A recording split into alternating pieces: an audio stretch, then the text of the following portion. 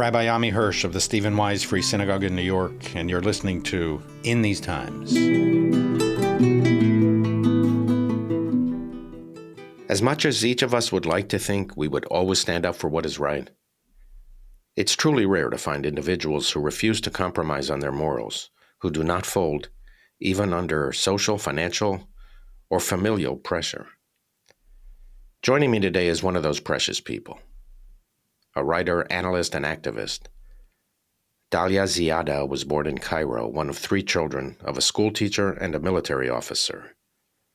She studied English literature in Egypt and earned her master's in international relations from Tufts University. For her central role initiating Egypt's 2011 revolution, CNN called Dalia one of the 8 agents of change to watch in the Arab uprisings. And Newsweek recognized her as one of the 150 most influential women in the world. In October, after Hamas terrorists infiltrated into Israel, committing the worst atrocities imaginable, and despite the anti-Semitism she'd grown up with all her life, Dalia dared to articulate support for Israel and its right to respond, and she paid a heavy price. Forced to flee Egypt, she's speaking with me now from an undisclosed location somewhere in the United States.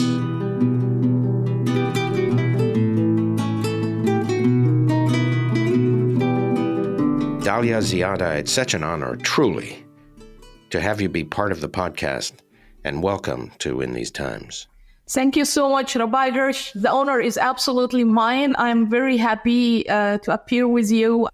First of all, tell me, are you still in hiding? And tell us anything that you can about your circumstances now.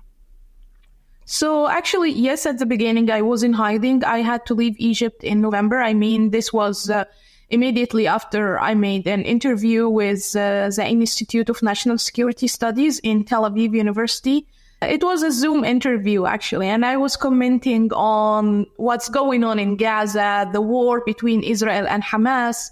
And I said what I believe in, that Israel is leading a war on behalf of everyone in the region against terrorism, if not on behalf of the entire world. And I said that if Arab countries are thinking straight, they should be backing Israel rather than backing Hamas. Unfortunately, after that, it seems that this interview gave a license to the people who were angry against me for a while, because of my statements in support of Israel, especially after the October 7 massacre, when I went out and I spoke up about what happened on that day. I took on myself the responsibility to tell my fellow Arabs and Muslims and Egyptians about what happened on October 7, in contradiction to the lies that have been spread by the Egyptian media, the Arab media about that day. So this altogether ignited a wave of hatred towards me, a huge backlash. It came from the radical Islamists who actually took extreme measures beyond the act of only sending death threats. They even went to my mother's house looking for me, and they wanted to punish me for not being a good Muslim, for daring to defend the Jewish people. In their eyes, this means I'm not a good Muslim. And also the other side of the attack, which was really devastating to me, and I didn't expect it at all, I didn't see it coming at all, came from the Egyptian state in the form of state-sponsored media campaign against me that accused me of being a threat to Egypt's national security, of being a spy to the Israeli Mossad, and also legal claims filed by lawyers who have indirect affiliations with the state, accusing me of committing high treason and other crimes that are punishable by either death sentence or, in best case scenario, life sentence. So I had to leave Egypt with a broken heart. Cairo in particular is the place where I was born and lived my whole life, and it was really breaking my heart to leave like this and without any hope of going back, simply because I dared to speak the truth to the public. You fled Egypt. You felt that your life was threatened. If you were to have stayed in Egypt, you might have been imprisoned or even worse. Exactly. I had, if I remained in Egypt, I would either face being in prison right now because of the 4 legal claims filed against me, or being killed by some fanatic Islamist in the street who would think that he's doing this to please God. Are you able to tell us where in the world you are? I don't want you to reveal anything that is dangerous for you. Right now I'm in the United States, in like one of the main cities in the United States.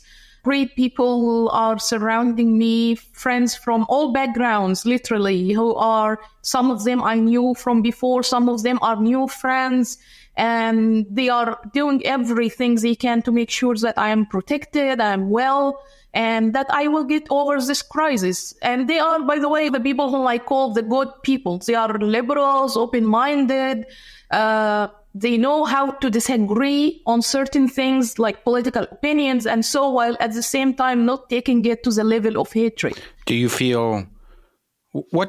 Do you feel threatened? Do you feel sad?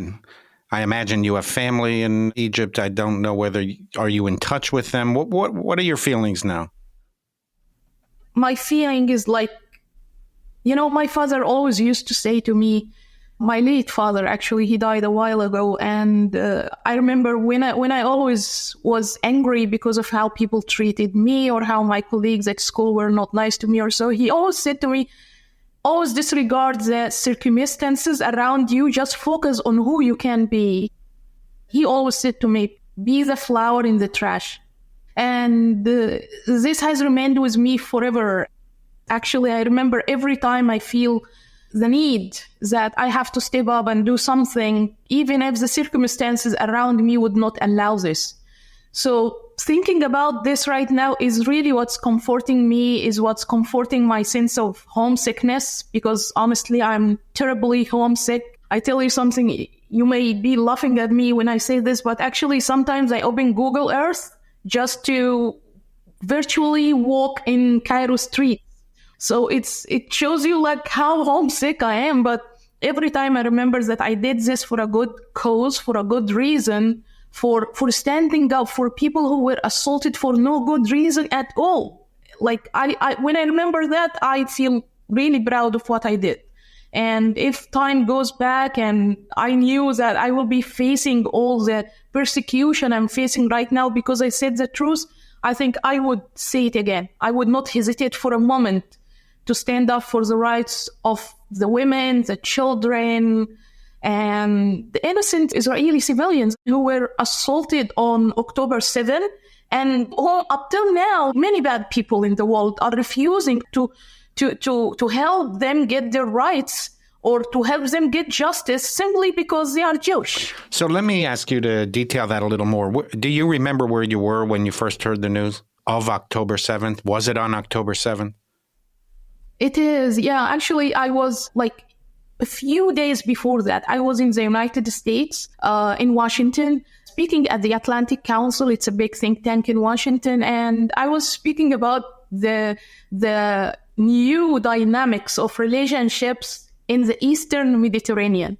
And me and everyone on my panel, I had like someone sitting next to my right from Israel and someone to my left from Turkey. And we all were very optimistic about how the Eastern Mediterranean is changing, the Middle East is changing, and we are watching peace happening. I returned back to Egypt on October 6th. The next morning, I woke up to the news of this massacre, this horrible massacre. But unfortunately, it was not reported in our media as a massacre, as a terrorist attack. It was reported as a clash between Israeli soldiers and Hamas militants. That's all they have said. And of course, if you live in the region, you will know this is like news that we keep hearing every couple of weeks. So it was not like big news to me. But a few days later, I was invited to a video conference that was organized by the Ministry of Foreign Affairs and the Ministry of Defense in Israel. And they were very clever, actually, because, first of all, they made it in Arabic, and they invited Arab journalists, writers, activists from all over the region. And the goal was to show us what happened on October 7, the truth about what happened on October 7, because nothing was said about it in the Arab media. And it was actually twisted the other way by making it appear like Israel woke up one day and decided just to kill some Palestinians, It's not the other way around. So the videos I saw were so horrific, It's the unthinkable, the unimaginable, the way Hamas militants assaulted the innocent civilians that day in Israel. It was so shocking. I can't even describe to you. They were not just killing randomly or so. They were torturing people before killing them. You had no doubt that what you were hearing was true, right? Because even to this day, there are people who are denying the evidence that's very stark. But when you heard it, you had no doubt that you were witnessing the truth. Absolutely, because it was not just hearing. We saw the videos. They showed us the videos collected from the houses, the kibbutzim, the streets, from everywhere, even from the phones of the Hamas militants. There was evidence. I saw this with my own eyes. Actually, I felt very angry after this video conference, not only because of the brutality of what I've seen, but also for the fact that Arab media has been lying. And they only lied because these people are Israelis or Jewish, not if this happened in any other country in the world, I think the reporting would have been more fair than this. So at that moment, actually, I decided to be the flower in the trash, as my father has always been saying. And I said, okay, someone has to speak up. Someone has to tell the truth to the Arabs who do not know the truth and to the Muslims who are thinking that the Israelis are leading a war on the Palestinians. So I went to my social media platforms, I have a very good following there. So I said, okay, this is a good way to speak the truth, to tell what happened on that day. And I did. And unfortunately, after that, I received a horrible backlash, first on social media and then in real life. From who did you receive? From fellow Egyptians, from Islamists, from people around the world? It started from Islamists first, like radical Islamists. We call them the Salafists in Egypt. They are on the very far right of the Islamist spectrum. These were Egyptians who were responding, or people just... From everywhere. Even from everywhere. From East Asia, from everywhere. But they were maybe Islamists. But then what was really shocking for me after that is how my neighbors, my relatives, even like ordinary Egyptians, who I'm 100% sure are not radical or anything, they are just normal people, started to attack me too.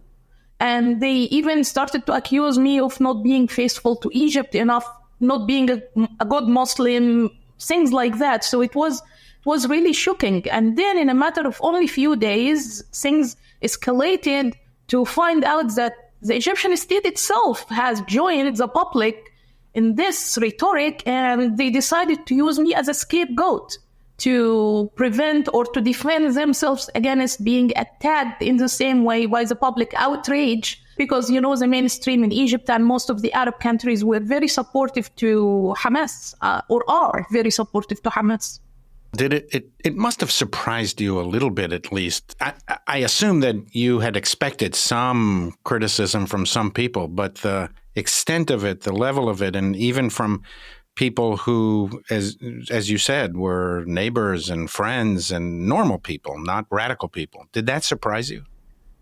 Oh, absolutely. Especially that this backlash, this reaction from the general public in the Arab world to the October 7 massacre and the wars that happened after that, this reaction was really unexpected at this moment of our history for several reasons. We have been seeing peace initiatives happening between different countries. I call it the peace momentum, the reconciliation momentum that was happening in the Middle East for a while, for about 5 years or 7 years now.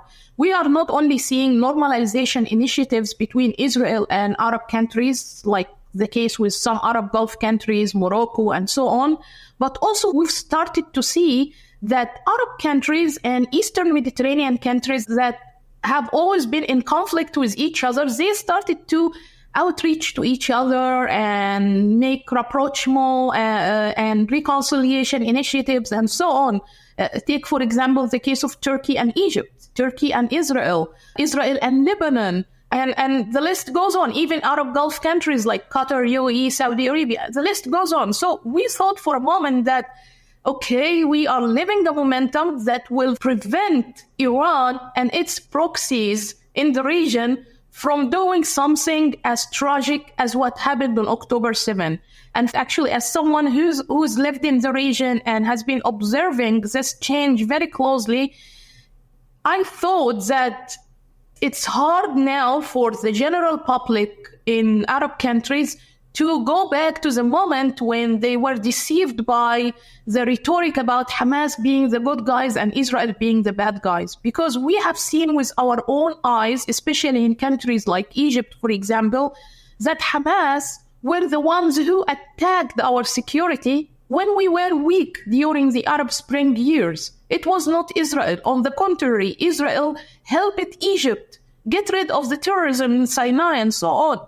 So for a moment, I believe that my generation was aware that, the generations that went through the Arab Spring, has grown aware that Israel is not the enemy and Hamas is a real enemy. Hamas and all the terrorist organizations like Hamas, the Houthis, Hezbollah, and so on are the real enemy. So believe me, I thought I'm doing the things that the people will accept, and also the Egyptian state will accept, because the Egyptian state has been in war against terrorism in the region also for a while. So this sudden shift of abandoning Israel and siding with Hamas for pure domestic political and economic reasons, I know that happened on the side of Egypt, Jordan, and even some Gulf countries who appear to be like the most liberal in the past years, is very alarming and tells a lot about the future of the region. So help us understand, what do you think are the reasons for the shift, as you said, very early on after October 7th? I've been to Egypt twice. I think I must have led groups of maybe 50 or 60 rabbis, maybe even more, maybe up to 80 or 100 rabbis to Egypt on two different occasions. On one occasion, we met with the former president, Mubarak, but we also had a chance to walk through the streets.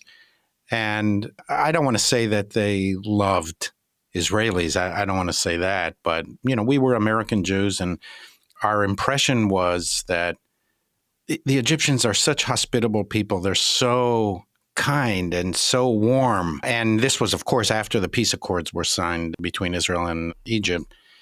They had complicated feelings about Israelis, but we didn't, as American Jews and as spiritual leaders, as rabbis, we didn't encounter any kind of intense feelings of hostility towards us. And to the contrary, we found the Egyptians delightful people. What do you think is going on? Why would the Egyptian government act the way they would? And why are the Egyptian people still hostile to Israel? And does that hostility also extend to Jews? Thank you for speaking like this about Egypt and the Egyptian people. And also let me add, one of the great signs of progress we've started to see in Egypt in the past 5 years or so is that we started to see changes in the textbook regarding how they are talking about the Jews, about Israel. And we started also to see the Egyptian government taking initiatives to restore some of the synagogues in Cairo and Alexandria. But all of a sudden, I think what Hamas did on October 7th, because it happened at a time when the general public in Arab countries and in Egypt in particular are suffering from the consequences of dictatorial rule, which is influencing their day-to-day lives, which is creating a state of public outrage against the regimes. I would say autocratic regimes, not religious regimes, So what Hamas did created a momentum for the Islamist groups in the region that the current autocratic regimes in Egypt and other countries has been fighting for a while, and even removing them from power, like the case of the Muslim Brotherhood in Egypt. So what Hamas did offered the juxtaposition to these autocratic regimes who do not mind cooperating with Israel in economy, security, and so. So they said, they offered like a new picture, like, look, we are standing for what they call, quote unquote, justice. We is the justice of for the Palestinian people. And so we are fighting against, we are causing problems to Israel. We are not cooperating with Israel. This somehow resonated with what the general public believes in. And unfortunately, it's not a matter of like, it didn't happen overnight. Of course, it took years and years for this to happen. Years, decades, actually, it took decades for this to happen. Let me give you one example. Egypt and Israel had a war in 1973. And they had a peace treaty in 1979.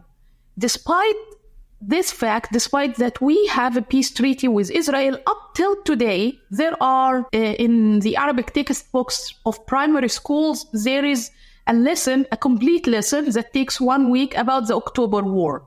And there is a museum of the October War in Cairo that students, after studying this lesson in school, they go and visit. And unfortunately, in this museum, you will see like Israel highlighted as the enemy and our historical enemy, and that it will always remain the enemy. Every year, we celebrate the anniversary of the October War, or the 1973 war with Israel. And never, ever, there is a celebration of the peace treaty with Israel at all. It's not even mentioned at all. What's the reason for that? Because Egypt and Israel do cooperate very strongly behind the scenes, even during this Gaza crisis. The peace treaty has been good for Egypt in every way, at least in terms of domestic resources, support from the West, and some kind of acceptance, if not integration, with international bodies. And Hamas is an offshoot of the Muslim Brotherhood, which is a mortal enemy of the Arab states, in particular of the Egyptian government. Why would they foment animosity towards Israel over many decades, and in particular since October 7th? It's almost as if Israel is helping the Egyptian government to do their dirty work for them. Unfortunately, that's true. That's true.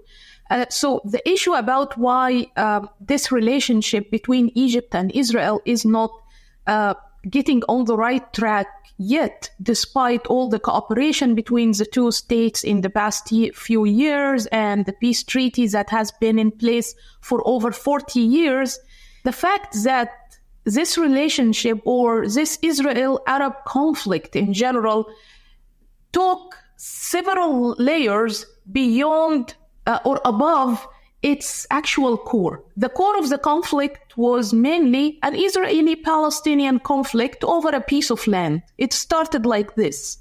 But then, because of domestic politics in Arab countries, like, for example, at the time when Egypt has the Free Officers Revolution in the early 1950s, and then the rise of a new Republican regime, new military-led Republican regime, we started to see that they needed to create an enemy that will unite or will help create fear that unites all Arab countries around Gamal Abdel Nasser, who was the leader or the president of Egypt at that time.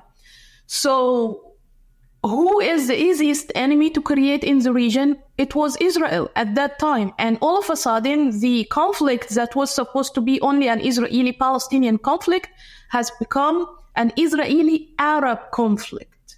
And then it took a whole new dimension and a whole new complication. Above that, in the 1980 and 1990 period, there was a very strong rise of the Islamist rhetoric in Egypt and in Jordan also, by the way.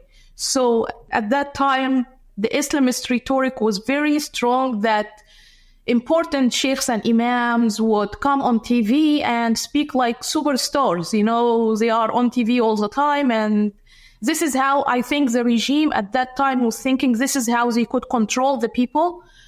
So they exaggerated in using this religious rhetoric. And unfortunately, part of it was taking the Arab-Israeli conflict into a new level of complication, which has become a Muslim-Jewish conflict.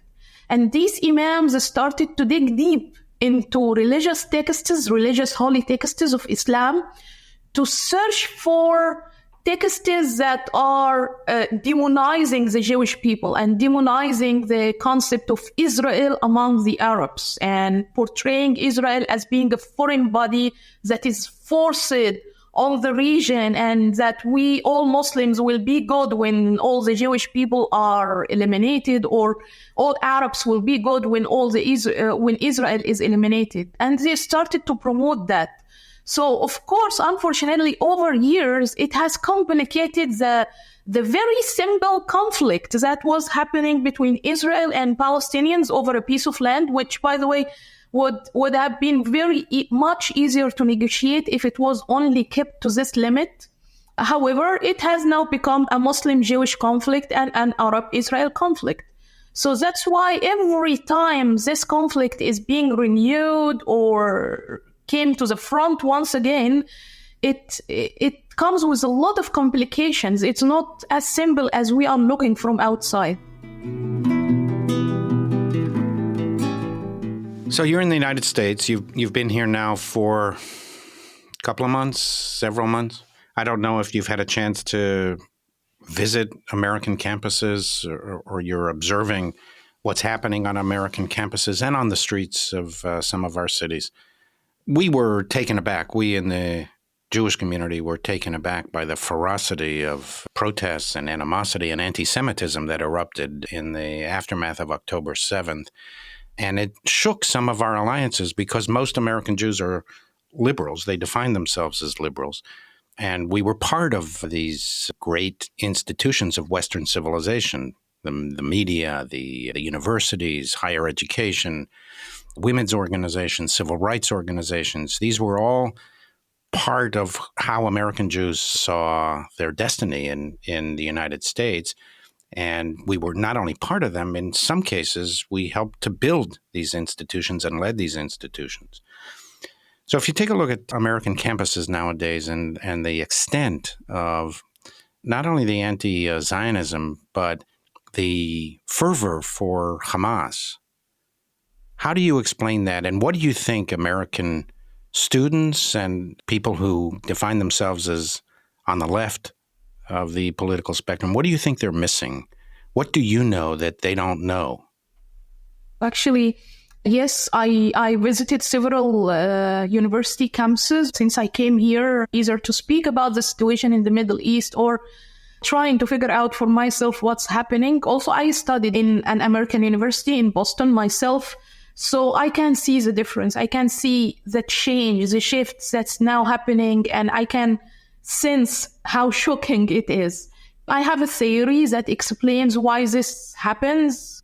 I believe that anti-Semitism in American universities has existed for a while, for at least a decade or so. We have seen, for example, the BDS campaigns against Israel, a lot of negative rhetoric about Israel, many misinformation about the reality in the Middle East, and so on. But it was limited to an extent. It was limited to the political extent. It did not go beyond that until, I believe, in the past few years after, the Arab Spring experience and the fight against Islamists in the Middle East and so on, these Islamist organizations like the Muslim Brotherhood and its brother organizations, their members had to flee the Arab countries because they were fighting against them. So where did they go? They went to Europe and to the United States, and they started to abuse the open society culture in these countries to promote their perception or their rhetoric about the Middle East, about the politics of the Middle East, about Islam, about the Israel-Palestinian conflict, and so on.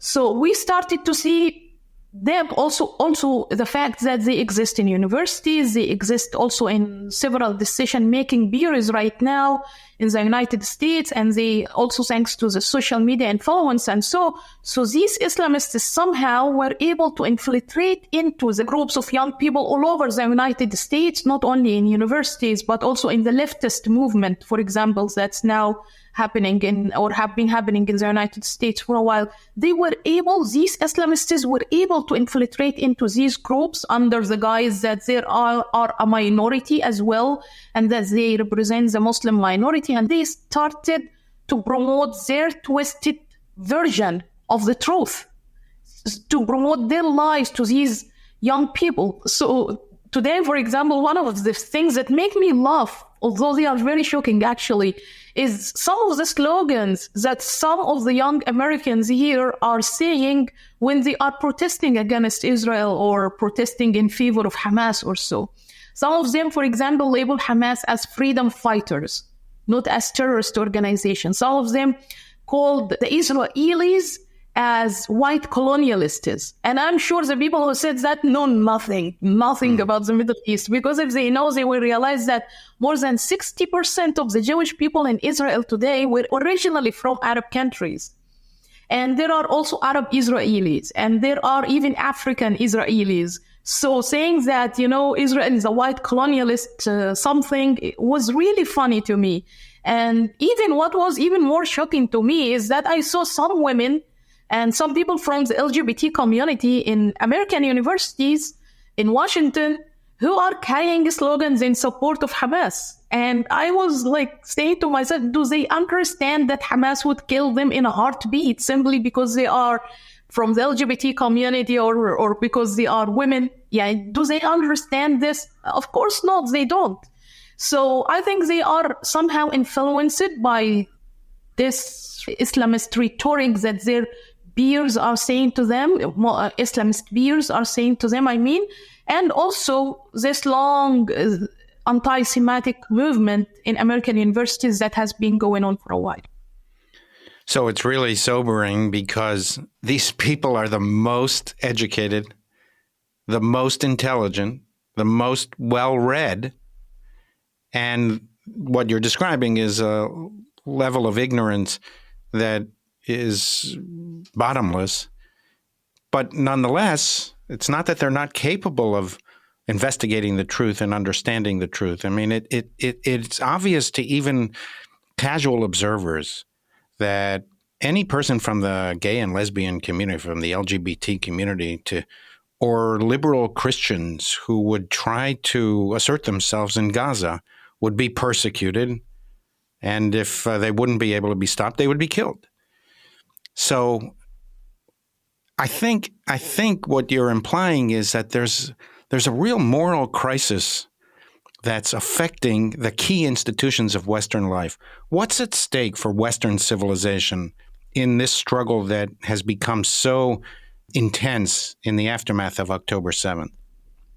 Oh, there is a lot at stake for Western civilizations and Western countries if they continue to let this twisted rhetoric about the Israeli-Palestinian conflict going on, if they continue to let this anti-Semitic movement to win the hearts and minds of young people in American universities and European universities. And so, because actually, if you go back to the texts of the Muslim Brotherhood, the papers they were writing about their plans for their future, you will see texts written about sabotaging the West from within. And their campaign was mainly about let's travel to these countries, live there, create second and third generations there, and let these generations lead the public opinion and thus sabotage the Western civilization and replace it with an Islamist way of ruling and way of living. So it's very dangerous. We have to and by the way, this is not papers that I discovered myself or they are randomly on the internet. These came as a result of FBI investigations that took years and years to investigate into the Muslim communities here in the United States and how they separated between extremists, radical Islamists, and moderate Muslims. Unfortunately, the moderate Muslims, although they are the majority of the Muslims who live worldwide, they are not organized. moderate Muslims are more liberal, more open-minded, but they are not organized as well as the radical Muslims, Islamists are.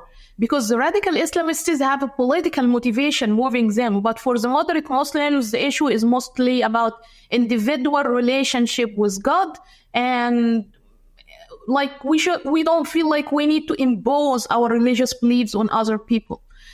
It's not the case for the radical Islamists. They are very well organized. They know what they are doing. They have long-term plans that goes for decades, and they are determined to make it happen. And we are seeing the fruit of this now, of what's happening in Western countries in reaction to a simple conflict that does not need much investigation to understand. It's a terrorist organization attacked a number of civilians in their homes on a holiday morning. What do you think like Israel would do? What Israel did, the reaction of Israel fighting against Hamas and chasing Hamas terrorists is the reaction that any country in the world would do if its citizens are attacked in a similar way. But unfortunately, this is what's being told here. This is what the people are standing for. They just ignored the fact that there are women who have been raped on that day, children who has been slaughtered in a very, very brutal way on that day, and innocent civilians who were killed on that day or kidnapped and so on. And they're just focusing, oh, look, Israel is killing the women and children in Gaza, and they are killing the Palestinians. Okay, but who is really killing the Palestinians? It's not Israel, it's Hamas. Who started this war? Who initiated this war? Israel did not want to go to war, honestly. And we know that Israel did not choose this war. It's Hamas who did this war. And if Israel did not react in this way, there would have been a problem, actually. And the fact that the women and children are dying in Gaza now, it's not the fault of Israel. It's the fault of Hamas, who are hiding, Hamas militants, who are hiding in the tunnels and letting the women and children, the Palestinian women and children, above the ground, facing the horrors of war alone, and even being used as human shields for the Hamas militants. If you see, for example, how Hamas leaders who are now living in Qatar, Turkey, and other countries, they come on Al Jazeera TV and they speak very proudly about the bloodshed in Gaza. And the more the blood in Gaza is, the more successful they are. So they don't even care for the blood of their own people. I mean, Hamas does not even care for the blood of the Palestinian people. They want more and more of it. How do you de-radicalize so many tens of millions or maybe even hundreds of millions of people, and in particular, much of Palestinian nationalism is defined as opposing Israel as opposed to, building up Palestinian society. How do you de-radicalize generations that have been raised on this hatred of Israelis and hatred of Jews, and that forms the essence of their identity? Speaking from personal experience, I'm someone who grew up in Egypt. In every Friday in our mosques, I hear the sheikhs and imams praying or cursing the Jewish people and cursing Israel. So I grew up believing, and also our media all the time speaking about Israel being the enemy. So I grew up believing that the Jewish people and Israel are the enemy. So yes, I was thinking like these people at one point in my life. But later on, when I started to be exposed to the experiences of the Egyptian Jews who lived in Egypt, and I was very lucky actually, because in a pretty young age, like in my teens or so, I started to see these people and communicate with, to work on religious freedom initiatives. And so this somehow detangled the thing that is causing the problem today. I was just telling you about how complicated the conflict has become. It started as an Israeli-Palestinian conflict over a piece of land, and then it became an Arab-Israel conflict, and then later it became a Muslim-Jewish conflict. So for me, it went backward. And I think if we adopt a strategy that helps de-radicalize people based on this backward approach, this will help. Meaning that we start first by highlighting to the people that it's not a Muslim-Jewish conflict. Muslims and Jews has lived together forever. And especially in countries like Egypt, Egypt and the Jewish people, their history is very, very intertwined. It's very, very connected. So people need to understand that the Jewish people is part of our culture as Arabs, is part of the culture of Egyptians, is part of the cultures of Muslims even. So we are not enemies. So if we dismantle this part first, the Muslim-Jewish conflict first, and then we go under that by working on more peace initiatives between Israel and Arab countries to dismantle the concept that it is an Arab-Israeli conflict, because it is not. Arab countries still can make peace treaties with Israel, still can work with Israel, still can have very good relationships with Israel and integrate Israel as part of the Middle East region as it deserves to be, actually, and deal with that regardless if the Israel-Palestinian conflict is resolved or not. So when we dismantle this, I think if we solve this religious dimension and this Arabism dimension of the issue, it will be much easier after that to look into the Israeli-Palestinian conflict itself and bring it to its real size once again, its real small size once again, and focus on the issues, how to make a better life for the Palestinians, how to make a better life for the Israelis, how these two people can live together on this piece of land without problems. We can then negotiate about all of that. It will be much easier. But first, we need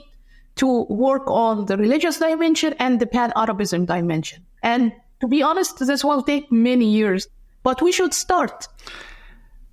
I feel exhilarated speaking with you because I share so many of your values, and we're both liberal religious people. And, if you and I had to make peace, I think we would be able to do it. If the people gave it to us to resolve all these problems, I think over time we'd be able to do it. So tell me, before we finish up, how would you define your liberal religious Muslim perspective? What does that mean in your life? And our people here are listening. They don't see a screen, but I see that you're wearing a hijab and you're voicing values and opinions that most of us in the liberal Jewish world would subscribe to immediately as well. So how do you see your liberal religious outlook on life, and how does that bear on your day-to-day action? Thank you, Rabbi Hirsch, for bringing this point. It's very important because actually many people believe if you are liberal, you are not religious. And if you are religious, you cannot be liberal. Although actually, if you are religious enough, if you're really religious, if you really have a very good relationship with God, you will understand that God did not create us to fight with each other. He created us to coexist with each other, to love each other, to make each other better. I think this is the reason why we were given free choice at all, because it's the essence of liberalism, actually, this concept of free choice, which exists in Judaism and exists in Islam also. So people tend to disregard all of that and just focus on, if you are religious, you have just to be defending your own religion and just disapprove everyone else, disagree with everyone else. But no, I am a big believer in freedom of choice. I'm a big believer in humanity and a big believer in the fact that we all belong to the same human family. We all worship the same God as the same creator of the universe. We humans are not in competition. We humans are here to live a happy life, to make the world a better place, to make each other's lives more prosperous, more comfortable. This is, I think, what we're supposed to be doing. That's why I believe that liberalism is the way, actually. Liberalism is a solution for all our problems. Liberalism does not contradict in any way with being a religious person or a practicing religious person. On the contrary, a good religious person would be even more inclined to the liberal side of everything more than on the more radical side. I say amen to that. I want to ask you one final question. Do you want to go back to Egypt, and do you expect to be able to go back to Egypt? From all my heart, yes, definitely. I dream about the day I will be able to go back to Egypt. But unfortunately, this is not possible anytime soon. There are legal claims filed against me. 2 of them have been forwarded to the court already. If I go back to Egypt, I will immediately be arrested at the airport and sent to jail. And then after that, I may be sentenced to death or sentenced to life. So despite all the pain I'm feeling right now away from Egypt, I don't think there is hope that I will be back there soon. But I'm determined to live my life and to keep my voice loud about the things I believe in, no matter where I am. And I think that I will be able to make myself a new home here in the United States. And I'm sure with the great people who are surrounding me right now, great people like you, Rabbi Hirsch, whom I'm meeting on my way and giving me a lot of hope, I think I will be able to survive. And hopefully one day after all this personal crisis is over, I'll be able to go back, hopefully. Dalia, I want to thank you. You're a remarkable person. And I wish you all the best. Good luck. Keep your voice out there. Keep doing the hard work. You can inspire so many people. Thank you so much. Thank you so much for these kind words. Dalia Ziada is a marvel. Of all the people I've interviewed on this podcast, I think I most resonated emotionally with her. She is a rare, precious, and beautiful soul. One woman in a patriarchal region who stands up for truth and justice, who refuses to compromise her dignity to those who speak falsely and act with malice. Why would anyone seek to harm her? She represents the best of us, embodying the most admirable qualities of the human creature. From where does she summon this courage? It's a remarkable thing to behold. Because while we would all prefer to see ourselves like her, we always tell ourselves and teach our children, stand up for principles, stand up for what is right. Deep down, we know that when push comes to shove, we would not meet the test, or, at the very least, we have sufficient doubts that we would be able to muster those reservoirs of bravery and integrity that lie hidden deep in our human composition, so as to marvel at people who do. Most of us will compromise our principles and slink from standing up for what is right when pressure is placed upon us. In our daily lives, it could be social media harassment, cancellation, abandonment of friends, or perhaps loss of career opportunities. I'm not even saying that it's wrong to retreat from the fight. Each of us needs to weigh every decision we make in terms of costs and benefits. We have many responsibilities to family, friends, those who rely on us, and to ourselves as well. I'm simply pointing out that most of us are nowhere near as courageous as Dalia, and will not come close to paying the price that she has. And deep down, we know it. And this is the reason we admire people like Dalia. The qualities she exhibits, the strength of character and conviction, the price she has already paid for speaking truth, for her refusal to compromise her basic integrity, are so rare. Not because most people don't know in their hearts that murder, rape, and kidnapping are wrong, but they will sublimate their outrage to the force, coercion, and social pressures placed upon them. This is how murderous, oppressive, and unjust regimes survive year after year, decade after decade. I'm convinced that there are more good people than bad people, but the good people remain silent or are coerced into silence. Thomas Jefferson wrote, "All tyranny needs to gain a foothold is for those of good conscience to remain silent." He was right then. He's right now. It is not courage alone that we admire in Dalia. Physical courage is morally neutral. The sad truth, if we brush away all the political rhetoric, is that terrorists can be courageous too. They are often willing to lay down their lives in service to an idea.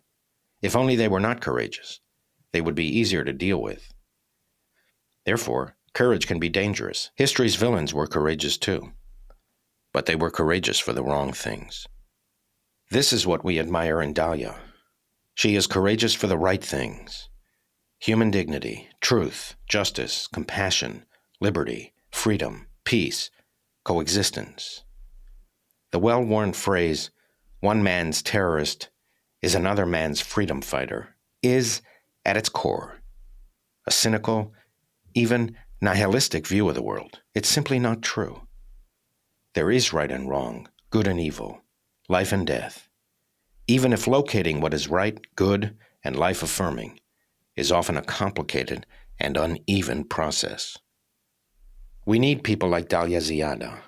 We need them more than we think, because much of what passes for morality today is really moral, miasmic myopia, blusterous self-righteous preening, a kind of egotistic and narcissistic virtue signaling. Dalia herself spelled it out for us. October 7 was an attack not only against the Jewish people, but all people. And if those who claim to represent justice, freedom, tolerance, women's rights, civil society, view mass murder, gang rape, and kidnapping of grandparents, parents, children, and babies as freedom fighting, then our concepts of right and wrong, justice and injustice, freedom and oppression have become corrupted.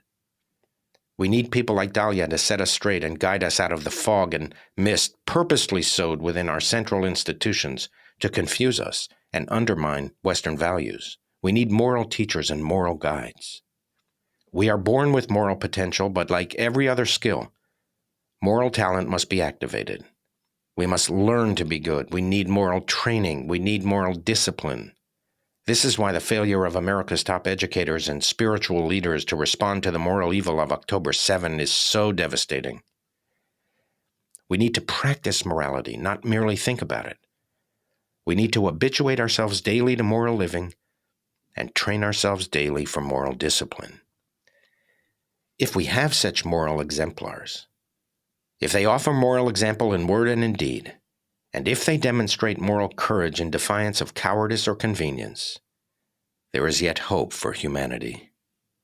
To paraphrase Robert F. Kennedy, each time a person stands up for an ideal or strikes out against injustice, they send forth a tiny ripple of hope, and those ripples build a current which can sweep down the mightiest walls of oppression and resistance. Until next time, this is In These Times.